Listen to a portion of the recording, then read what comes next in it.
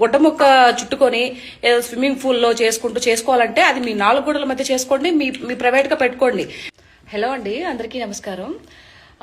మొన్న శివాజీ గారు ఒక మూవీ ప్రెస్ మీట్ లో చెప్పినట్టు ఒక విషయం గురించి నేను మాట్లాడాలనుకుంటున్నాను. చాలా మంది అడిగారు, సీత గారు దీని గురించి మీరేం చెప్తారు, మీరే స్పందిస్తారు అని. స్పందించడానికి ఏం లేదండి, ఎవరు మంచి మాట చెప్పినా అది వినాలి, మంచి మాట అయితే. కాబట్టి నేను శివాజీ గారు చెప్పిన మాట మంచి మాటే, కాకపోతే ఆయన ఏదో సామాన్ లేదో అని వాడారు కదా.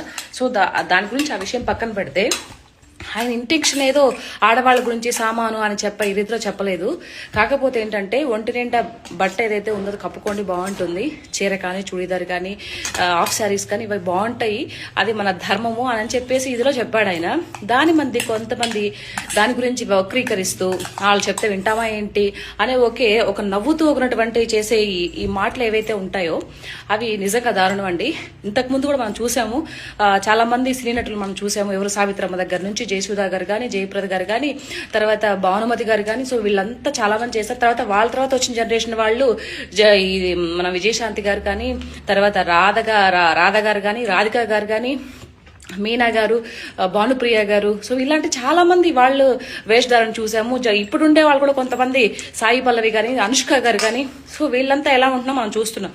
అంటే వీళ్ళు అనుకుంటారు మనం వాళ్ళకన్నా పెద్ద తోపులు అని అనుకుంటారు. అంటే అన్ని ఇప్పేసి వస్తేనే మనం చూస్తారు, మనం ఇదవుతాం, ఫేమస్ అవుతామని. అది ఆ ఒక్క విషయాన్ని వదిలిపెట్టేసేయండి. మీరు ఏదన్నా ఒక గుడ్డ ముక్క చుట్టుకొని స్విమ్మింగ్ పూల్ లో చేసుకోవాలంటే అది మీ 4 గోడల మధ్య చేసుకోండి, మీ ప్రైవేట్ గా పెట్టుకోండి. మీ యొక్క ప్రైవేట్ తనాన్ని ఎవరిని కాదనడం లేదు, దాన్ని మేమేం అనడం లేదు. కానీ మీరు అలాంటి వీడియోస్ కూడా పబ్లిక్ డొమైన్ లో పెట్టేసి, ఆ సోకాల్డ్ వాళ్ళు ఇలా మాట్లాడతారు, సోకాల్డ్ ఛానల్ వాళ్ళు ఇలా మాట్లాడతారు, ఇలా వేస్తారు మా గురించి అంటే, మీరు తప్పు చేసి బయట సొసైటీని ఎందుకు అంటున్నావు? నువ్వు కరెక్ట్ గా ఉంటే సొసైటీ నీ గురించి ఏం మాట్లాడదు కదా. ఒకవేళ మాట్లాడినా నువ్వు పట్టించుకోవాల్సిన అవసరం లేదు కదా. సో ఈ విషయం గురించి ఒకటే చెప్తానండి, ఇప్పుడు వచ్చే జనరేషన్ వాళ్ళు కానీ ఎవరైనా సరే కొంచెం మన సాంప్రదాయానికి తగ్గట్టుగా మంచి బట్టలు వేసుకొని మంచిగా ఉంటే బాగుంటుందనే ఒక ఇదితో శివాజీ గారు చెప్పారు తప్పితే అదర్వైజ్ అక్కడ తప్పు పట్టాల్సిన ఇదేం లేదు.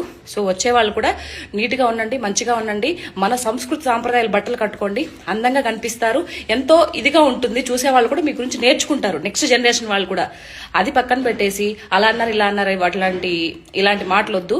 ఎవరైనా మంచి మాట చెప్తే విందాం. జై భారత్. Thank you.